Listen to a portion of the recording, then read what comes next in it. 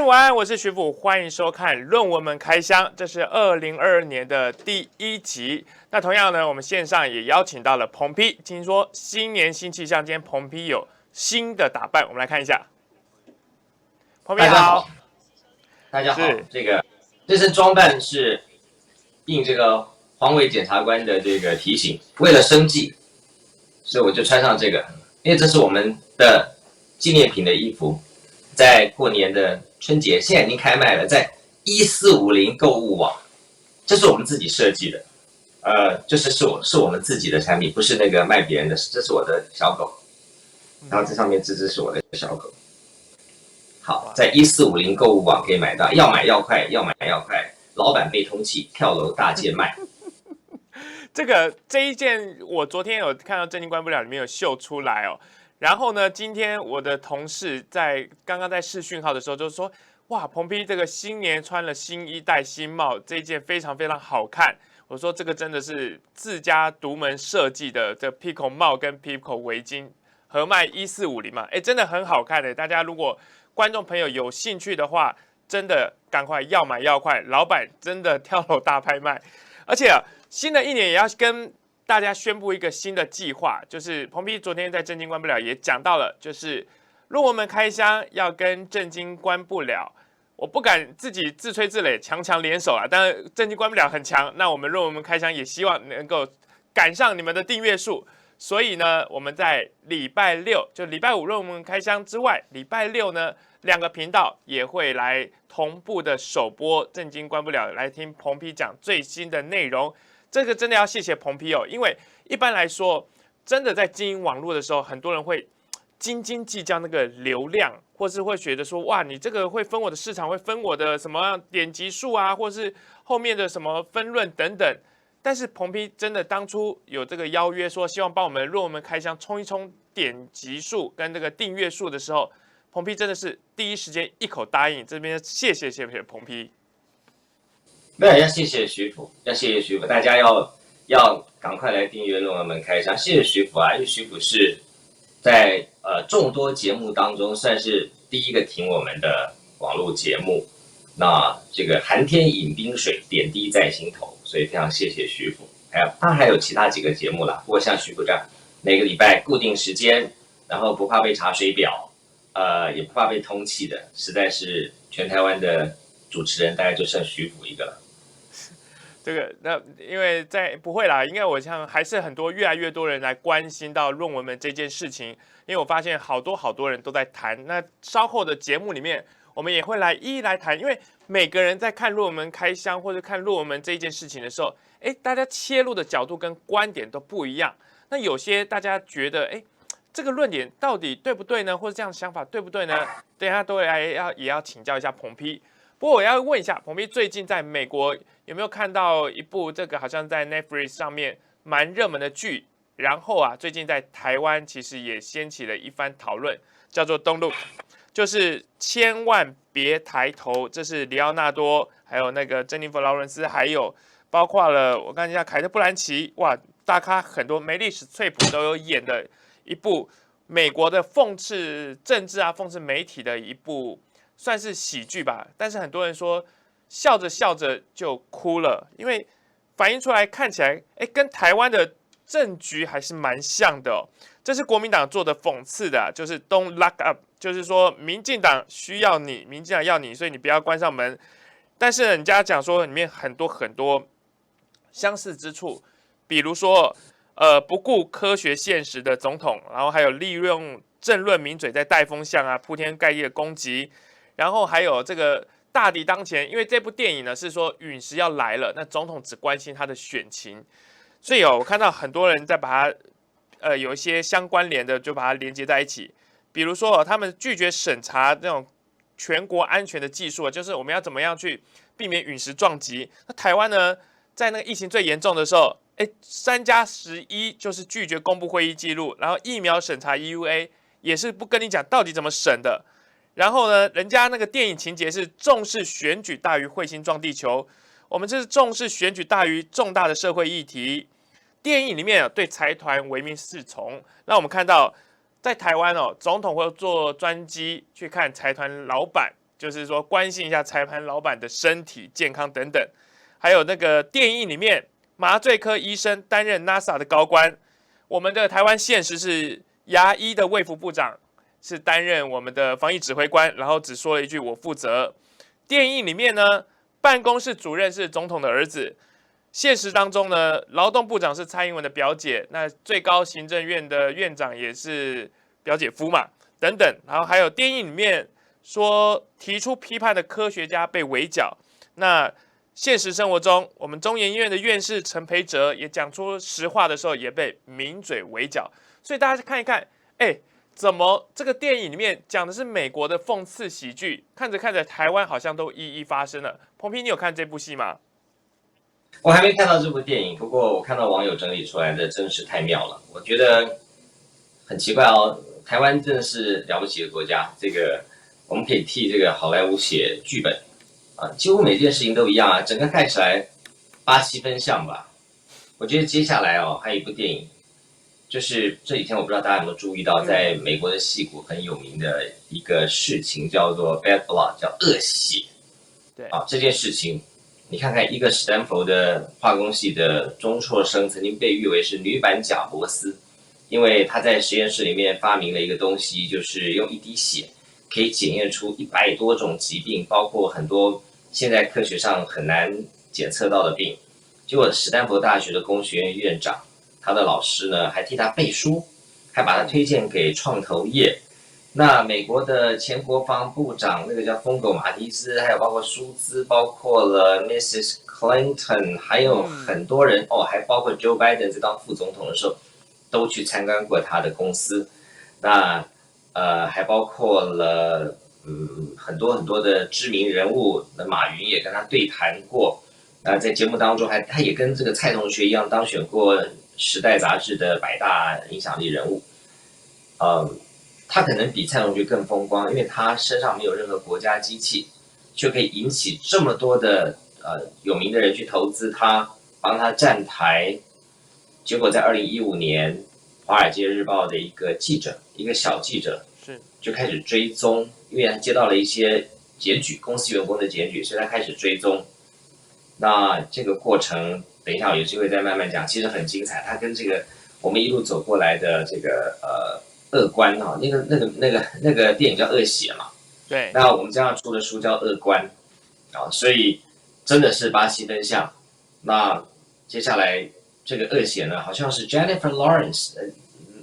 反正就是有人要把他知名的演员导演要把他搬上好莱坞。那我觉得我们的这个节目，我们的这个恶官呢，这个更精彩，它精彩真是100倍。这里面有几个相似点哦。那这个案子呢是这个Elizabeth Holmes 啊，这个女主角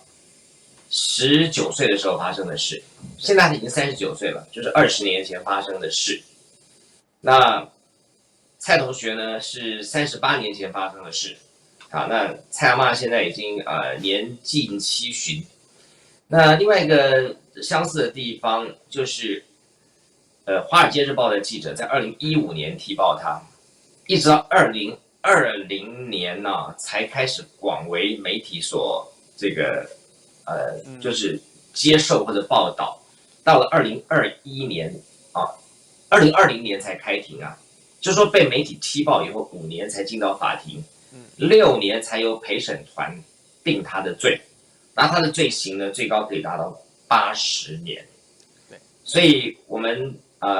革命尚未成功，同志仍需努力。我们才3年嘛，对吧？我知道大家等不及了啦。不过，我们才3年，所以这个故事啊，还有很多地方很像，真的很像。这个吓了一跳，对，吓了一跳。一讲到很像，就啪就没电了。好，大致上是这样。对，这个。刚刚其实那个彭皮讲到的《恶血》这一部，这其实他现在要拍成电影之前，他是已经先写成了书嘛，先写成小说，我还去买了这一本，因为我觉得哇太传奇了。最开始，我记得真的在科技的报道上面，大家都盛赞说女版贾伯斯啊，年轻有为，而且长得又漂亮，然后呢又认识了非常非常多的名人来帮他背书这一个事情，结果就等了几年，好像说他的研究也没有听到到底这人类的福祉不是说很快就要到来了吗？就后来传出来，居然是这一切拢是 gay 是假的。然后结果因为过程太曲折离奇，写成小说之后，接下来还要拍成电影。刚才彭皮有讲的，不过彭皮讲的说，现在大家最期待就是说恶血之外，我们想看恶官啊，恶官这本书，彭皮现在已经筹备到什么程度了？那将来是不是一样要准备要拍成电影？那里面哪些人会被点名？会要怎么样子让这些人现形？可不可以来帮我们讲一下？好，这个恶官只是第一本，我们现在有3本书同时进行，那稿子都已经不在我手上了，我只是过水的人，现在都在出版社的手里，所以美国应该有4000多家出版社吧，所以要请国安局好好查一下，到底在哪一个出版社手里。那这本书一定会如期发行啊。那当然时间上现在我觉得应该不会太慢了，不过大家因为蛮谨慎的，所以在不断的校对当中。那这本书出来以后，大家来评评理嘛，大家来看看我们这个论文们走过的每一个环节，大家来看看谁是恶官啊，我们再来票选10大恶官。对。这本书，台湾观众最关切的就是说，在美国发行，那台湾的观众是买不买得到，或者说他必须是跨海在什么上eBay吗？还是上哪里去邮购？那当然少不了各大平台都会可以买得到，所以大家别担心。那很重要的是，将来我们会让各大图书馆都可以收藏。啊，那因为我们就负责嘛，我们绝对对这里面的每一个字，我们都负责，不敢拍着胸脯啊。我们这个书当然不是一个作者，很多人共同心血结合而成的。那每一个人都是比勇敢的，那没有在怕，因为我们讲的是实话，真的没有什么好怕的。那这个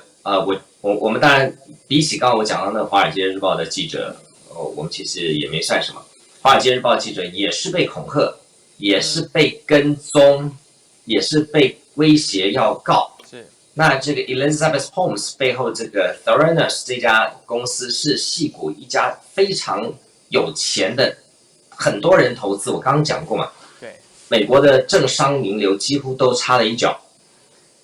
他们有钱到什么地步呢？这个 Elizabeth Holmes 为了要对付这个《华尔街日报》的记者，他花的诉讼费用。据说传闻说高达1.5亿美金，哇，用了40亿在打官司要恶整这个记者，所以呢，向他看齐。那蔡同学花了多少亿呢？我是不知道，不过看起来在英国端下了不少功夫。不过从《Bad Blood》这本书跟这个故事，我们知道就真的假不了嘛，这就蔡同学讲的，真的假不了。那其实我们看看这个39岁的 Elizabeth Holmes。他上法庭，当然因为戴着口罩，但是眼神难掩憔悴。他当年是个多么意气风发的人，侃侃而谈，他的故事简直接近完美。一个资优生，然后就是一个女版的贾伯斯，或是一个充满热情的人，而且他有很多的名言，就跟蔡同学一样，然后很会制造一些情境啊，把他自己塑造成为一个。非常神奇的人，这就跟那个1.5个博士学位啦，或者是老师说他这个法律好啊，法律老师说他经济好啊，诸如此类的，他是非常擅长的。那你终究还是要面对啊。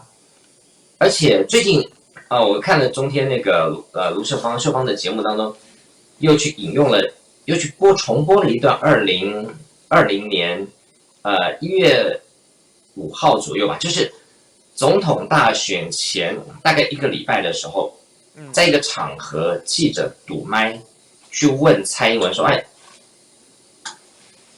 到底怎么了？”好，没事。去搞鬼是不是？太神奇了！每次想要通关密笔，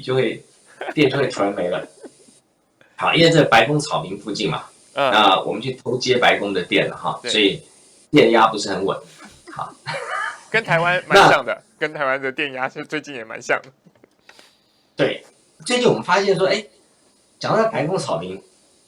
我的律师跟我说，他说，因为我们最近在做这个就是我们最近在做撤销起诉的，我们递了状子嘛，要台北地方法院撤销起诉，因为他不是撤销起诉，撤销通缉，因为他违法通缉那个张律师跟我说，他说法界都有一个共同的这个口诀，叫做一传、二居、三通。你一传不到，第二是居提，居提几次不到才会通缉。他说从来没见过，真的，台湾司法史上从来没见过开庭中间，而且是准备庭，连真正的审理都还没有进入，就发布通缉了。而且后来那个洪伟法官不是打脸了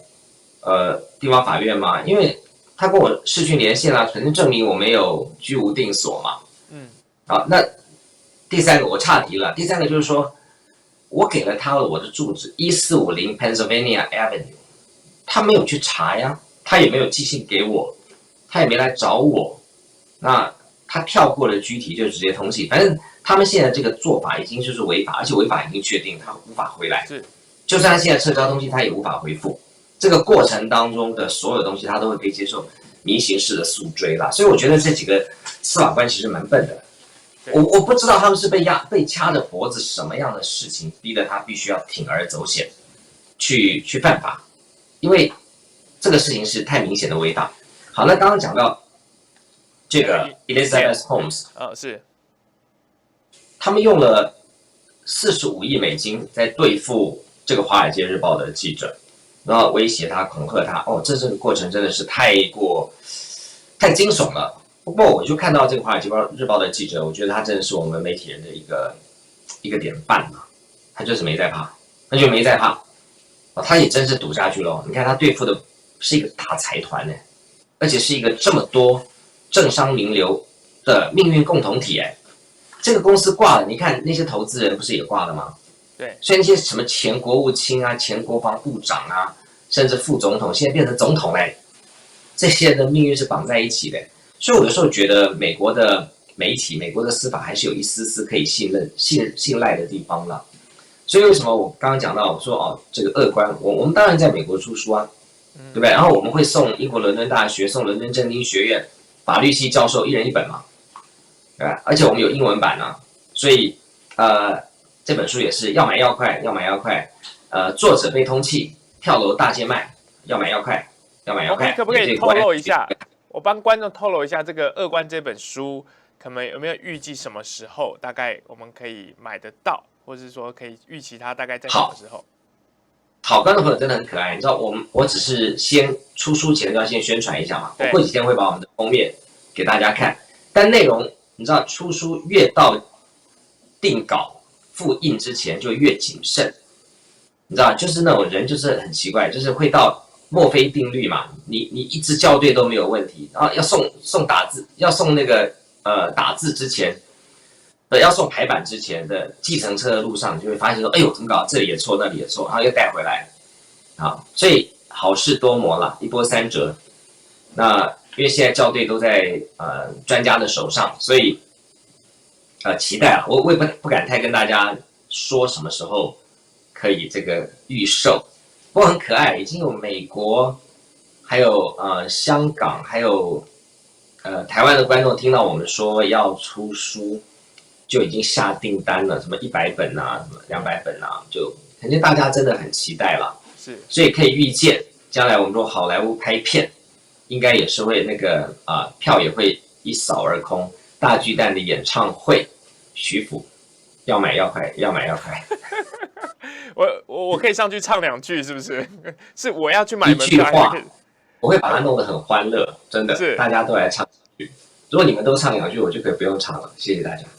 没有，我要特别打岔，就是我不知道未来如果要拍电影的话，彭丕自己会不会担纲演出哦？因为今天刚刚有一位观众，当然好几位观众留言了，但这位观众特别吸引我注意，他说彭教授今天好年轻，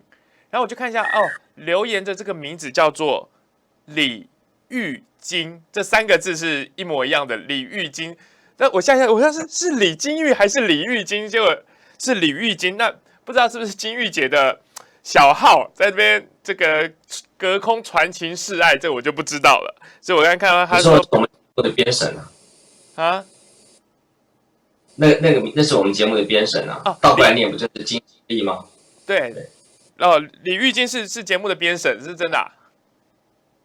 没有，本节目3年来一直有一个编审，你不知道吗？我有个背后灵啊。哦，我懂，讲错话或者是讲了不属灵的话，我就会就会有那个什么编审会议会检讨。这会完全来检讨主持人加制作人这个彭丕本人这个编审的权力看起来是蛮大的。不过我们接下来要回到正题来讲说，刚刚讲到说，其实追论文门，我发现从2021年的下半年开始到2022年的现象，就是说好多的人其实开始慢慢去讨论这件事情。然后当然每个人看到的角度跟观点都不一样。我这边先讲到有一个作家叫做洛杉矶啊，他就是特别有写了一篇专文，在讲到说他觉得很奇怪，这个如果蔡同学的论文没问题，他的求学博士之路没问题，他说一般我们不要讲说博士啊，就是说你的远在小学啊，或是国中啊、高中，你都会有所谓的同学会或是什么同学群组，总是你随便找个人出来帮你背述一下，帮你讲一下说啊，真的这个人有在念书，这个人有在求学，有在去这个写博士论文等等。他说怎么看起来都没有，所以这一点他很怀疑，这是他提出来一点。另外一点呢，他还说他看到这个照片，就是总统府的发言人拿出来这个博士论文的稿子，当然有些是白的，那有些有泛黄。他说他也觉得看起来很好笑，他说好像是拿起来好像是那种快雪时晴帖一样。但是呢，他说他以他这个所谓他的理科的专业来讲，他说他的论文最近因为是他的指导教授要退休了，然后呢把他放在那边存档博士论文原稿寄回来给他。然后他打开一看，他自己当年论文跟蔡英文差不多一个年代，可是他说我的原稿没这么黄他说感觉起来有几页特别的黄，像是打翻茶水一样，违反了物理学的原理。那就呼应了有几页特别的黄，同年代的都没这么黄，那有几页又特别的白，所以他认为是不是事后人工加上去？这其实彭丕之前就有谈论过这件事情。我觉得有几个问题啊。第一个，刚刚讲到是没有同学的这个部分，这个是真的非常好笑。他的整个博士生涯一张照片都没有，唯一一张说谎被抓包，跟姐姐把波士顿硬要说成是伦敦，然后呢，姐姐陪我去口试，那口试又被人家说10月16号，10月16号礼拜天也就算了，10月16号在英国非常的冷啊。还有网友翻出那时候在10月16号1983年10月16号前一个礼拜，英国还发生过反核大游行，所以他们还把那个反核大游行当时的新闻照片拿出来，每个人都穿大外套，然后那毛线帽缩着个脖子。我们蔡同学这么神勇，穿短袖，还穿那个长袖卷起来，好，这个已经被踢爆了。那被踢爆以后呢，你知道他们真的是很好笑。他的律师连元龙啊，因为我们不是去找到他的入出境资料吗？他不是1983年10月15号出境吗？算一算，他就算做什么样那个喷射机那个超音速10倍音速超光速，他要赶到伦敦去赶他的口试，都是非常不可思议的事了。尤其那时候的伦敦是40年前，30几年前啊，你的飞机不是说直飞就直飞，还要转机，然后对，然后那时候的安检，好，再包括那时候的转机，然后到了伦敦之后，你还有当地的交通，除非你告诉我，你1983年10月16号是晚上10点钟口试，就是扯得太远。就后来连元龙呢，竟然在他的这个诉状当中偷偷的改了一个东西，说他的口试日期应该是10月17号，10月日期可以改的。好，那这个是讲到刚刚说没有半个人，其实有，他有同学，但他的同学我们已经问过了，这个人他说根本不认得蔡英文，他不知道1984年他应该有一个法律系的同班同学，因为好可怕，这是发生什么事了？对，好，我们集满了5次会送奖品，会送那个彭批的围巾，是不是？对，你看，穷到这种地步，逃亡藏匿，那个电压这么不稳。对，好，那他有同学，但同学根本不认识他，完全没印象。我坦白讲哦，他的指导教授都不认识他。他说的那个 Michael Elliott， 如果认识他的话，跑到台湾来采访陈水扁总统，那个时候是蔡英文刚刚卸下陆委会主委，不到半年，访问陈水扁总统谈两岸关系，竟然事前做作业也做功课，也没有问他的爱徒，是来到台湾也没有找他的爱徒去请他去吃臭豆腐，也完全没有跟陈水扁提到他有一个爱徒。说有可能吗？除非这两个人是翻脸了，翻脸的话，那蔡同学更是不可能拿到学位了。好，这个是题外话。讲到那个一页一页的，这世界上会有人把一页一页的草稿保存着，然后把装订好的几本全部搞丢吗？你告诉我，全世界有哪一个人是保留那个草稿，然后装订好的，至少在英国会有3本，在台湾至少要有1本。对，好，然后你交到我是很多人又提醒我一件事情，他说政大有一个图书馆叫社资啊，社会资料图书馆。他说每一个老师的那个论文都有一份啊，那请问蔡英文老师，你的论文在哪里呢？啊，这是一个天大的笑话。是，对，所以对啊，徐府也是政大新闻系毕业的嘛，对不对？你可以去跟那个图书馆说，老师，为什么我们那个蔡老师的论文不见了？跟校长去乱一下这样。好，你刚刚看那个，对，那个洛杉矶讲的很有道理。对，洛杉矶讲的很有道理，就是你看他那个纸张有白的有黄的，黄的也不应该这么黄啊，所以我也不知道。那一般来讲哦，我们在美国用那个博士的那个论文纸都是非常好的纸，而且你知道那种纸磅数，然后色泽都有非常精准的规定，那不是你要用什么就用什么。徐副讲到一个重点，就洛杉矶讲到是一个重点，因为他同期的同学的论文我看过，我不但看过，我还在节目中秀出来过，一个一个翻嘛，版权页。封面长什么样子，里面长什么样子，页码在哪里啊？它页码是打在下面，那蔡英文是打在右上角，反正笑话一堆了。你看，即便是他的同班同学，假设他有同班同学的话，跟他同期毕业的同学，论文的那个色泽样式完好如初啊，他这是8成这种就看起来就像那个87水灾淹过的嘛。对不对？对啊，就有些是看起来完全全新的纸，然后有些又看起来哇很严重的被水浸湿过，有的黄有的白，对，这个很奇怪。这不可啊！最可笑的是上面有立可白嘛，大家有看到吗？那立可白是白亮亮的嘛，就是他用的立可白是不会氧化的，但是他用的纸是会快速氧化的，这真的是化学界的奇迹啊！对，这个但是洛杉矶他讲的这个话题之后，大家都在讲说，哎。对啊，那应该呼吁同学出来。那刚刚彭批其实讲了，不止同学不认识，老师也不认得他。